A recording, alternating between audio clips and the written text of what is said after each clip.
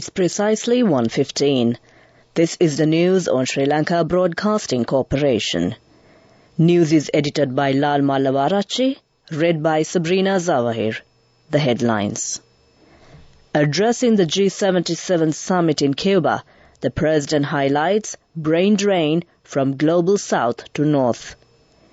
Minister Ali Sabri says the amended Anti-Terrorism Act will be gazetted next week. Issuing driving licenses online has been handed over to the Department of Motor Traffic again. Public proposals and views are called for controlling drug menace. In world news, Biden calls for win-win deal to resolve U.S. auto workers' strike. In sports news, finals of the Asia Cup 2023 will be played between India and Sri Lanka tomorrow at the R. Premadasa grounds. Now the local news in detail. President Ranil Wickremesinghe delivered a compelling address at the summit of the heads of state and government of the G77 and China in Havana yesterday. President Wickremesinghe emphasized the crucial role of science, technology and innovation in overcoming the current development challenges faced by developing nations worldwide. President Wickremesinghe began by commending Cuban President Miguel Diaz-Canel Bermudez for convening the summit and acknowledging Cuba's historic role as a champion for the concerns and aspirations of developing nations within various multilateral forums. He noted the unprecedented challenges confronting the global south, including the pandemic, climate change, food, fertilizer, and energy crisis, which threaten the achievement of sustainable development goals and exacerbate the global debt crisis. President Wickremesinghe then delved into the historical perspective of technological development, highlighting how Europe's advancements in the 15th century, such as gunpowder, cannons, and ocean-going ships, enabled it to conquer other parts of the world, resulting in the technological divide seen today. He underscored that a new technological divide is emerging in the 21st century, necessitating the adoption of digitalization and new technologies to bridge the gap.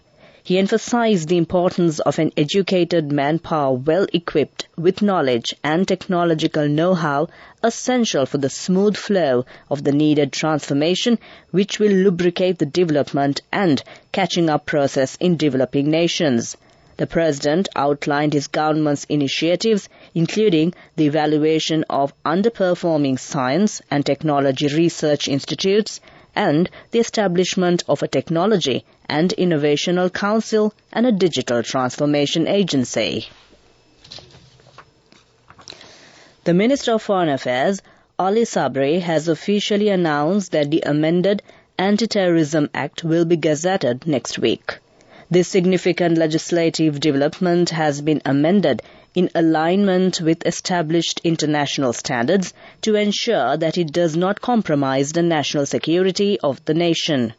Furthermore, Minister Ali Sabri underscored that the existing Prevention of Terrorism Act has undergone substantial amendments with the primary objective of disseminating a balanced legal framework. This framework has been designed to safeguard and uphold the fundamental human rights of our country's citizens. Service of issuing driving licenses online has been handed over to the Department of Motor Traffic again. This service was carried out by the Sri Lanka Army since the 1st of January 2021 under a Gazette notice issued in July 2020. Accordingly, the Army has issued about 1,022,000 driving licenses so far. This news is brought to you by Sri Lanka Broadcasting Corporation. Continuing local news, the Select Committee of Parliament in immediately control and eradicate the rapidly spreading drug menace in the country has called for public proposals and views. This is to identify the mechanisms to be implemented in order to immediately control and eradicate the rapidly spreading drug menace in the country. The Select Committee has been appointed by Speaker Mahinda Yapa under the chairmanship of Minister of Public Security Tirana Ellis with other 11 members of Parliament. The Assistant Secretary General of Parliament, Hansabe Ratna, is the secretary to the said Select Committee. Organisations who are willing to submit their proposals and views on the mechanisms to be implemented to immediately control and eradicate the rapidly spreading drug menace may submit their proposals and views to reach the address, the Secretary, the Select Committee of Parliament, Parliament of Sri Lanka, Sri Jawardhanapura Kotte, or via email legis_com@parliament.lk before the 12th of October this year. The official meeting between Minister of Labour and Foreign Employment Manushana Nekkara and visiting Minister of Labour Lee Jong-suk of South Korea was held at the Ministry of Labour recently. They held a long discussion about taking necessary measures to get more job opportunities for Sri Lankan workers. The Korean minister assured that Korea's EPS system will be reconsidered after 20 years and accordingly, Sri Lankan workers will be able to receive more job opportunities. Necessary steps will be taken to open up new job fields for Sri Lankan workers in Korea and to increase the amount of Korean job provided. That ends local news. The main news story is brought to you by Sinhala Mahatma. Health Minister Keheliya Rambukwala said that due to the shortage of doctors in the health sector, there is an opportunity for doctors who are abroad for training in the medical service to come back to Sri Lanka and work. The minister also stated that about 600 doctors who are abroad for medical training are due to return to Sri Lanka in the next 2 months and they can join the hospital service again. The minister made these comments to the media while disclosing the existing plans to fill the vacancies in the health service. The minister said further that there is a plan to re-recruit doctors and specialists who retire at the age of 63 and doctors who reach the age of 63 can retire according to the prescribed procedure and then rejoin the service on contract basis for a period of 2 years. That ends main news. The main news story was brought to you by Sinhala Mahatma. In Watchlight, the National Dengue Control Unit stated that 1,363 dengue cases have been reported till September 15th alone. Speaking to the local newspaper, Director of the National Dengue Control Unit, Dr. Nalin Aryaratna, said that there are nearly 91 cases that are getting diagnosed as infected with dengue per day during the first half of this month, which is low in numbers compared to previous months' daily cases recorded as close to 167. That came to you in Watchlight. World News. Brought to you by courtesy of... It's the power to live life your way. The power to be a trendsetter. Power to you with digital banking from Commercial Bank. Commercial Bank. Our interest is in you. The headlines of the world news. Biden calls for win-win deal to resolve U.S. auto workers' strike. Hungary, Poland, Slovakia to continue own bans on Ukraine grains. Historic Ukrainian sites in Kyiv and Lviv added to UN danger list. Now the world news in detail. United States President Joe Biden is dispatching 2 members of his team to Detroit and Michigan to help resolve a labor dispute between auto workers and car manufacturers that led to a strike. In a speech from the White House on Friday, Biden called for a win-win agreement to resolve the impasse between the United Auto Workers Union and the country's 3 main car manufacturers, Ford, General Motors and Stellantis. The union had announced the partial strike involving 12,700 workers at the 3 key assembly plants early on Friday in an effort to push for wage increases, shorter hours, and improved retirement benefits. In his remarks, Biden expressed support for the union's demand for higher pay. Poland, Slovakia and Hungary will impose their own restrictions on Ukrainian grain imports, the government said after the European Commission decided not to extend a ban affecting Ukraine's 5 EU neighbours. Restrictions imposed by the European Union in May allowed Poland, Bulgaria, Hungary, Romania and Slovakia to ban domestic sales of Ukrainian wheat, maize and rapeseed and sunflower seeds while permitting transit of such cargoes for export elsewhere. Hungary is imposed a national import ban on 24 Ukrainian agricultural products, including grains, vegetables, several meat products and honey, according to a government decree published on Friday. Major historical sites in 2 Ukrainian cities are in danger of destruction due to war with Russia, the UN's heritage body UNESCO has said. They include the iconic St. Sophia Cathedral in the capital, Kyiv, and the medieval buildings of the city's Karpashek-Lavera monastery site. The historic center in the city of Lviv has also been placed on UNESCO's list of World Heritage in danger.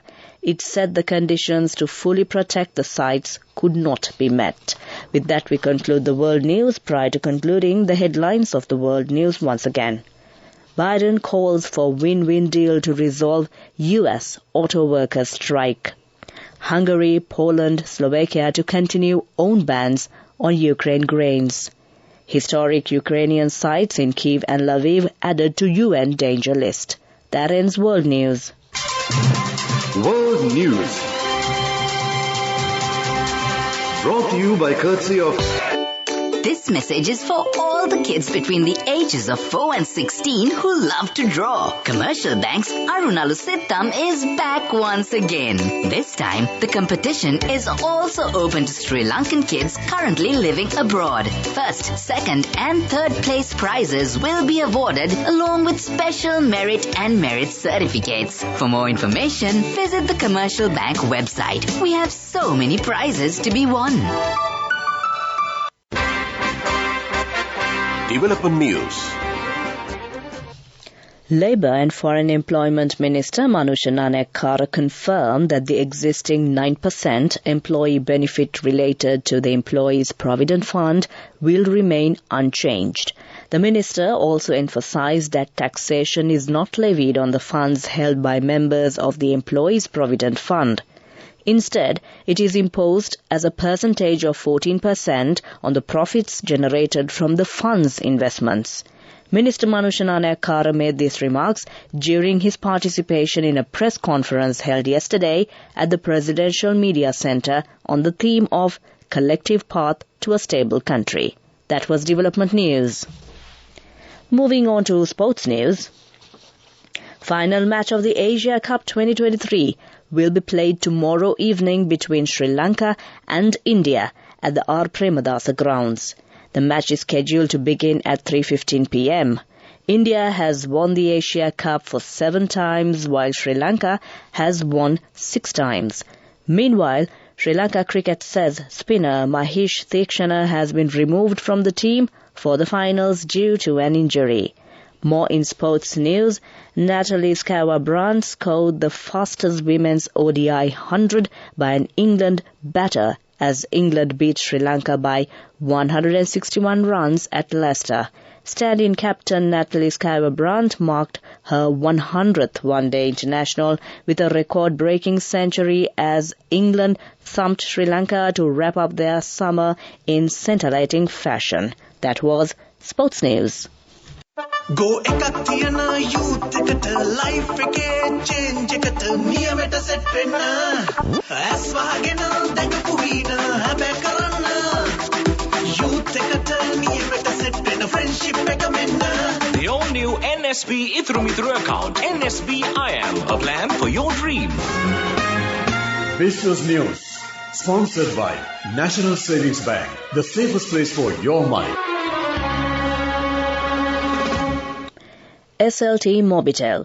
The national ICT solutions provider has partnered Lanka Realty Investments PLC, a leading real estate developer, to bring advanced fiber solutions and cutting-edge connectivity to the Mulberry residential complex, redefining the concept of modern living. Lanka Realty Investments PLC is renowned for its modern residences equipped with state-of-the-art amenities.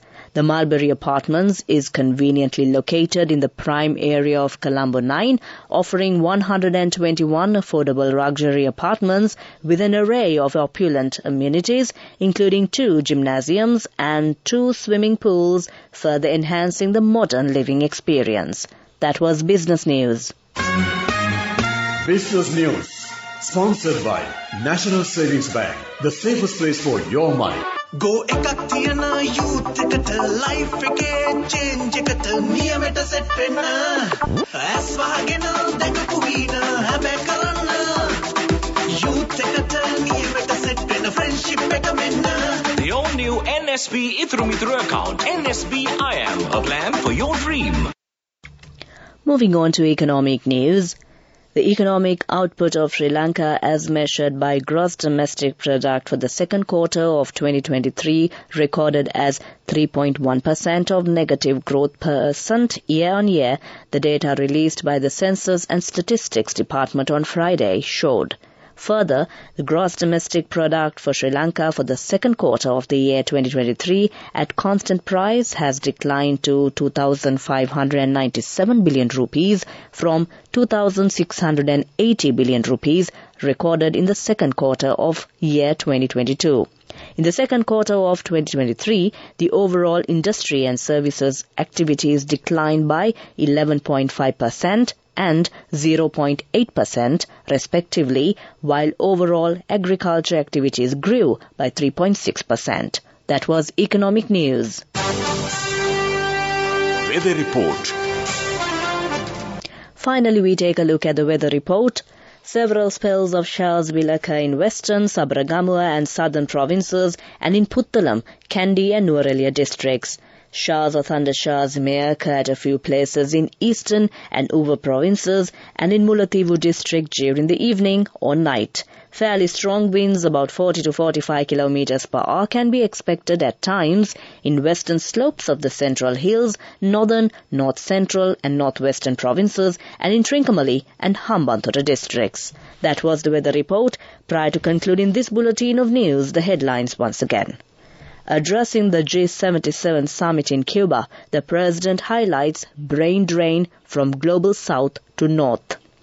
Minister Ali Sabri says the amended Anti-Terrorism Act will be gazetted next week. Issuing driving licenses online has been handed over to the Department of Motor Traffic again. Public proposals and views are called for controlling drug menace. With that, we conclude the news and over to my friend and certainly yours, who's all geared up to keep you entertained with a wonderful collection of music. Over to you, Amanda.